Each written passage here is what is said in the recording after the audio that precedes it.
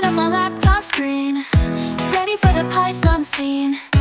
All those lines of text so clean, let's code and chase that dream. Python world, here we go.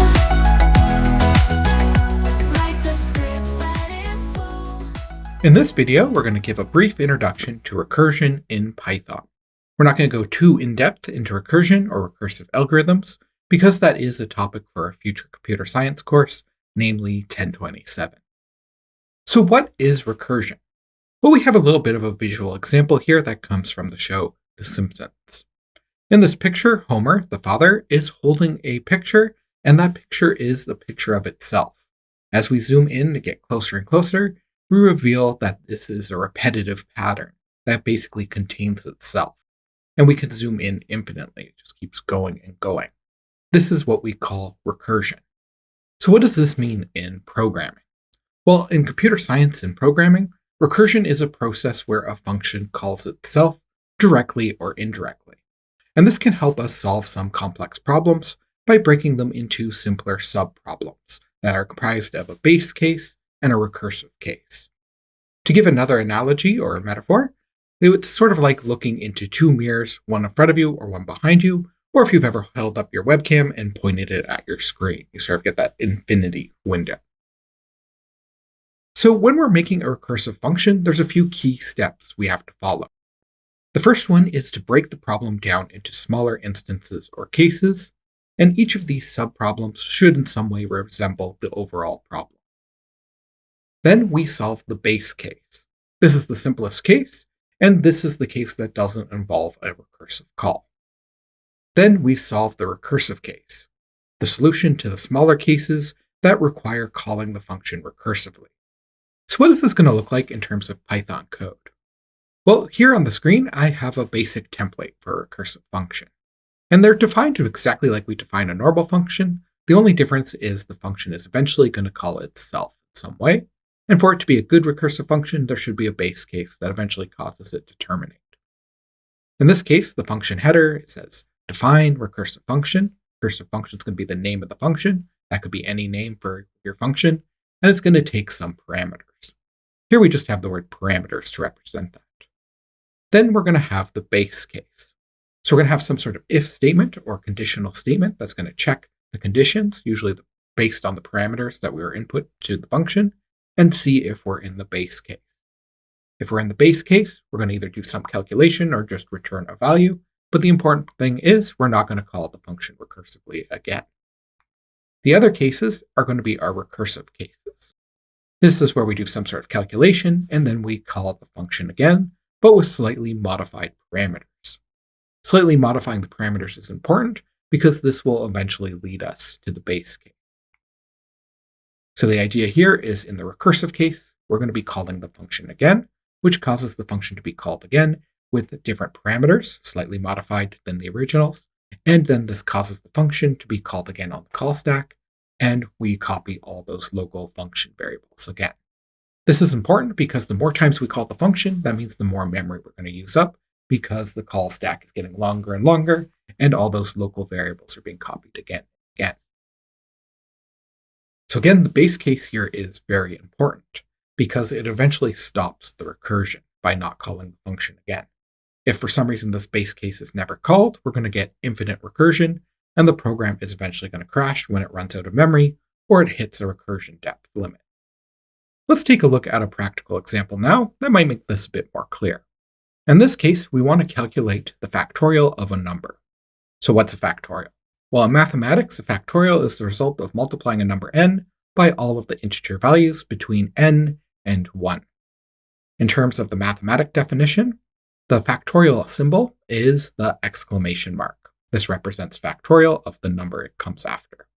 So n factorial would be equal to n times n minus 1 times n minus 2, and so on until the result would eventually be a 1. Or to give a more specific example, 5 factorial would be equal to 5 times 4 times 3 times 2 times 1, which is equal to 120. Now, one interesting thing about this problem is we could also express this definition recursively. So we could also say that 5 factorial is equal to n times the factorial of n minus 1. So 5 factorial would be equal to 5 times 4 factorial. And 4 factorial would be equal to 4 times 3 factorial, and so on. And we can take advantage of this recursive definition to write a recursive function that follows it in Python. And here that is now. So here we have a function called factorial, and we can see there's two cases. There's a base case, and that base case is simply returning 1. Remember that we said the factorial of 0 was defined as always just being equal to 1. So we can take advantage of that and make that our base case. So if we know that if we send a 0 to this function, it's going to return a 1. The second case is the recursive case. And this is where we do the computation and call the function again. In this case, that's quite simple. It's just n times the factorial of n minus 1, just like we saw in that definition before. So that means we're going to multiply n by whatever the result of calling factorial again is on 1 less than n. So if it was 5, it would be 5 times calling factorial on 4. If it was 4, it would be 4 times calling factorial on 3, and so on. So let's trace through this and see how this program works. The first line that's going to be executed is this input line, because the lines before it are defining a function. So when we run this line, we ask the user for input. Let's say the user inputs the number 3. This is going to be converted to an integer and stored in the variable num. Next, we move on to the next line, where we actually call our factorial function. So here we're calling factorial, and we're sending it the argument 3. And that causes factorial to run, and the result is going to be n being equal to 3, since we sent 3 as an argument. So the first line in the function is checking if n equals 0. In this case, 3 isn't equal to 0, so we do the recursive case. And the recursive case is going to be timesing n by calling factorial again, but with n minus 1. So this would be 3 times whatever the result of factorial 2 is. So we call the function, so that means we have to execute the function, and we're going to execute factorial again, but now with a value of 2. So we can see we're jumping up here, but keep in mind that this is not the function repeating. It's not a loop. It's calling the function again, which means we extend the call stack, and it also means that we copy any local variables. This means it costs more memory than a loop. So we enter this function, and n is now equal to 2. 2 is still not equal to 0, so we run the recursive case. And that's simply multiplying 2 by the result of calling factorial with n minus 1, which would be 1 in this case. So we call the function again, this time with a 1. 1's not equal to 0, so we do the recursive case again. And now we're going to call factorial with a value of 0, and we're multiplying that by 1. So we call the function again. This time n is equal to 0. Since it's a 0, 0 equals 0, and that means we run the base case. The base case is simply returning the value 1. But this is special because we don't call the function again recursively. So this brings an end to our chain of recursive calls, and it means we're now going to start returning those values back. So in this case, the value of 1 is returned. Then that's multiplied by 1, which was what we times the call by. And then it's going to be multiplied by 2 as that returns. And then as that returns, it's going to be multiplied by 3 until we eventually end the chain of returns. And we return back to the main part of the program with a value of 6. So now fact equals 6. And when we print that out, we get 3 factorial is 6. So tracing through recursive functions like this can be quite complicated. So what you might want to try to do is try out this program yourself in PyCharm, maybe turn on debug mode, trace through it, try calling it with a few different values, and see what happens. But let's take a look at another example, which is a little bit more complicated. In this case, we're going to take a look at the Fibonacci sequence. The Fibonacci sequence, if you're not familiar, is a series of numbers in which each number is the sum of the 2 preceding ones, typically starting with 0 or 1. So here we can take a look at the mathematical definition for finding a particular Fibonacci sequence number. We know that the first 2 numbers are always predefined as being 0 and 1. And we can say that this f function here is the Fibonacci function, which returns a Fibonacci number from the sequence at the given index. So index 0 is 0, index 1 is 1, and then all other positive numbers, or positive integers to be more precise, have to follow this formula here. which is that a Fibonacci sequence number at index n is going to be equal to calling the function at n-1 plus the function at n-2. So you can see this is a recursive definition, and that the base cases are the 0 equals 0 and 1 equals 1. So let's take a look at calculating a Fibonacci number. So in this case, we want to find the fourth Fibonacci number, and we can do that by plugging 4 into this formula here, and considering the two base cases of the Fibonacci 1 is 1, and the Fibonacci number at 0 is 0. So here we want to find Fibonacci number at 4. And if we plug 4 into the formula, we know that we need to figure out Fibonacci number at 3 and the 1 at 2. And we add them together, and that will give us the number at 4. So this is a recursive definition because we're going to have to use the formula again to figure out the next terms. So if we want to expand on the term Fibonacci number at 3, we would put it into the formula again, and we would get this as output. Fibonacci number at 2 plus Fibonacci number at 1. Same thing with the second term, Fibonacci number at 2. We would expand that by plugging it back into the formula, and we would get Fibonacci number at 1 plus Fibonacci number at 0. So we'd have to keep expanding this and keep plugging it back into the formula. If we do that for Fibonacci number at 2, we would get it at 1 and at 0. And then the other ones are going to be the base cases, so we can actually get a value now. So Fibonacci number at 1 is always 1, and we do that here too. And the Fibonacci number at 0 is always 0. So we just do the last round of substitutions, and we actually get the values because these are base cases. So again, at 1, we get a 1, and at 0, we get a 0. Now we just add all those values together, and we get a 3. So the fourth Fibonacci number is equal to 3.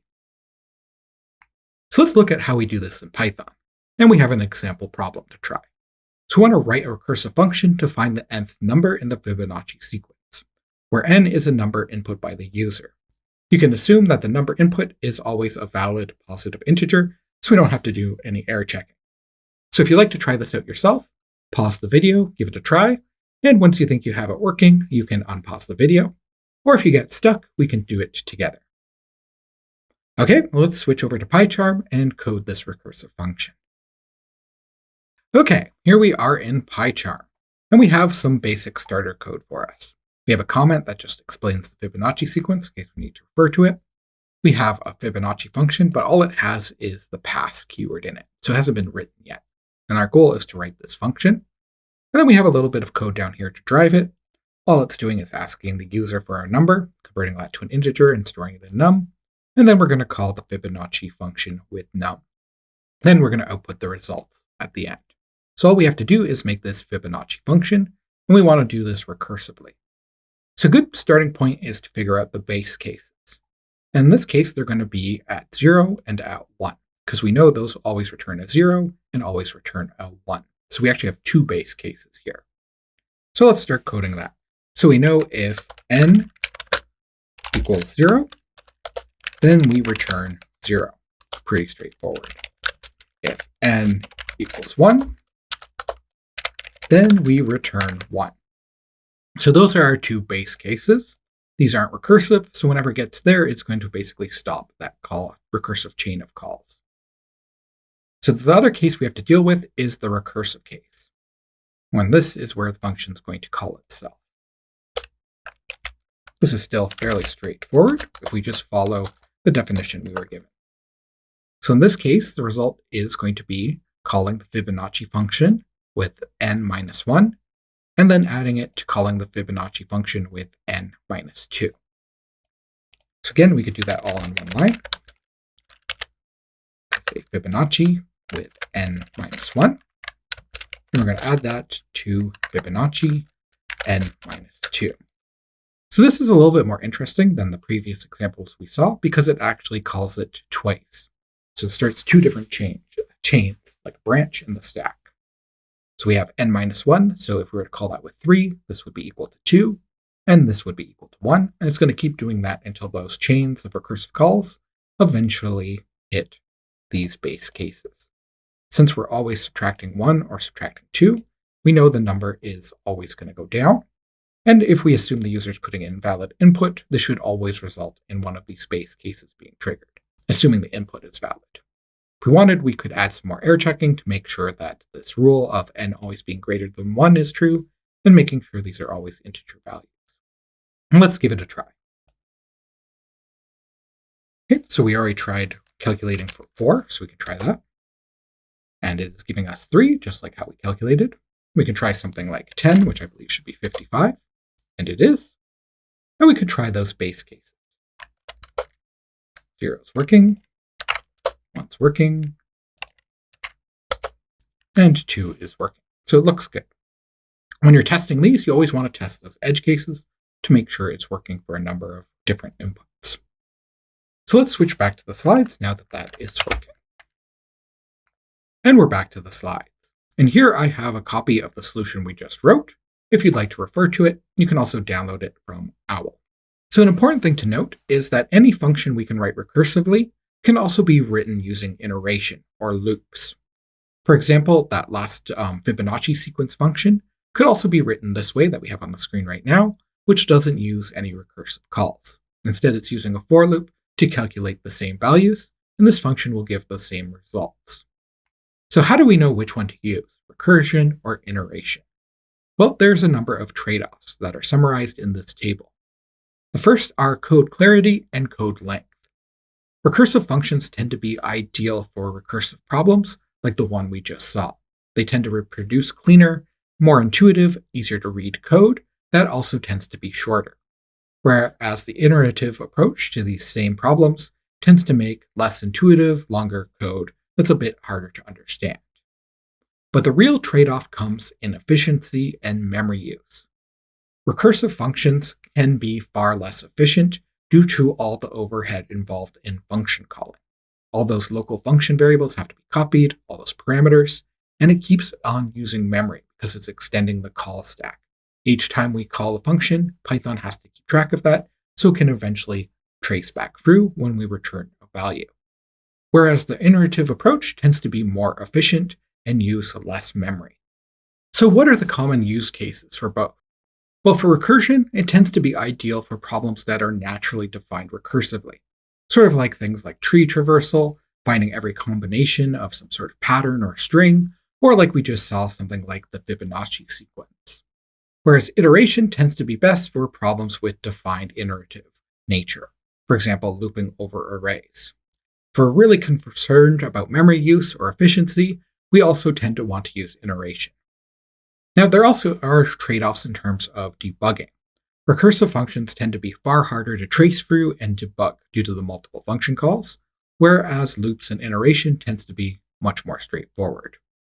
There's also some risks to using recursion, in that eventually, if you keep calling the function over and over again, the computer is going to run out of memory, and you will result in a stack overflow or hitting the maximum recursion depth, depending on how the language handles it. Whereas that's not a problem in an iterative approach. So let's take a look at some of the common pitfalls to using recursion. Well, the two big ones are infinite recursion and stack overflows. Just like with a loop, when we can accidentally cause an infinite loop that runs forever, we can do the same thing with recursion.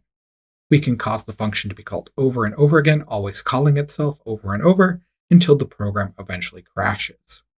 This typically occurs when we've done something wrong with our base case. Maybe our base case isn't coded properly, or for some reason that base case is never reached, so it's always causing the recursive case to call itself over and over again, and this leads to the function repeating forever until the program eventually crashes. So why is the program eventually going to crash? Well, that's where a stack overflow comes in. So each recursive call consumes more memory on the stack. The stack is a data structure that keeps track of all the function calls. So each time we make a new function call, that uses more and more memory on the stack. An excessive number of recursion calls, or recursive depth, can exhaust the available stack space, resulting in an error called a stack overflow, which causes the program to crash. In the case of Python, Python actually protects against stack overflows by imposing a default recursion limit. So after this many recursive calls, Python will raise an exception. Usually that default limit is set close to 1000, which sounds like a lot, but you can reach it quite quickly.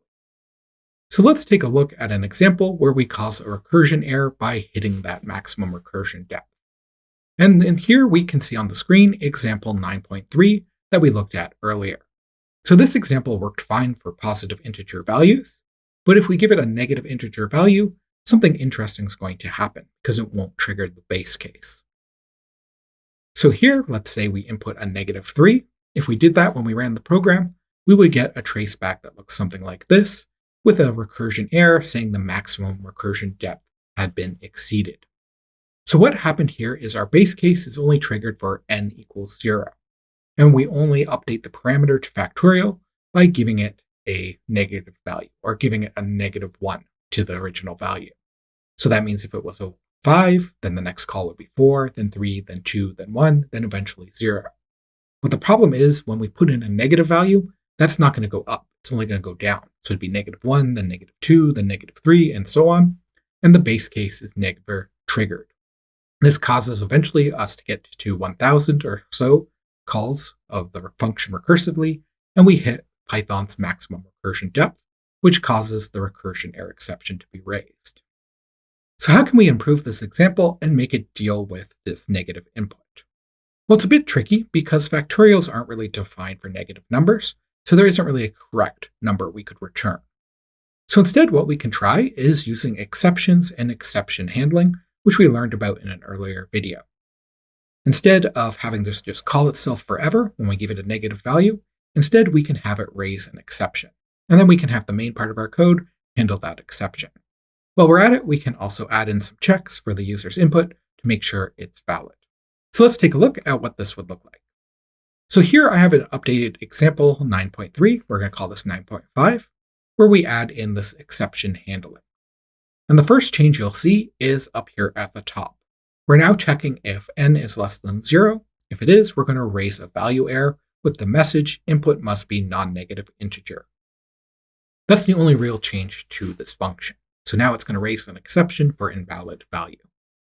The other change is we're now using a try except block to check for this exception as well as another one, and then do something when it happens. That something is going to be printing out to the console that the input was invalid and to try again. So one thing you may have not seen before here is that we are giving two exception types to the except part of the block in a tuple, value error and type error. This allows us to handle two different exception types in the same way. So we can also pass a tuple here with however many exception types, and they will trigger this except clause. So in this case, if we get a value error returned from factorial, we'll run this exception clause. And if we get a type error, we'll also run it. So where's the type error coming from? Well, the type error could result from the user inputting something silly like duck or banana instead of an integer value. This will cause a type error, and now instead of causing the program to crash, it will be handled by this try except block. The other change we've made is we wrapped everything in a loop. This is important because it keeps asking the user for input when something goes wrong. So they input a value. If it's not a valid integer, it's going to print that out and then restart the loop. The loop only ends when the value of not done becomes false and the loop restarts. So the last line in the try is not done equals false, and this line will execute only if no exception happened. So let's give this a try in PyCharm to see what happens when we input some different invalid values. Okay, here we are in PyCharm, and we have the program loaded up, and we're going to run it. And we can see it's asking us for input for the factorial. So let's give it some invalid values. Let's do something silly like duck. And we can see it says invalid input, invalid literal for int with base 10 duck. So what happened here? Well, we tried to input the integer and then convert it into an integer with int. However, a string like duck can't be converted to an integer, so the int function raised an exception, in particular a type error. This triggers the except clause, because we do have type error included, and we get a copy of the exception in E. So we jump from here to in the except, and we start running from up here.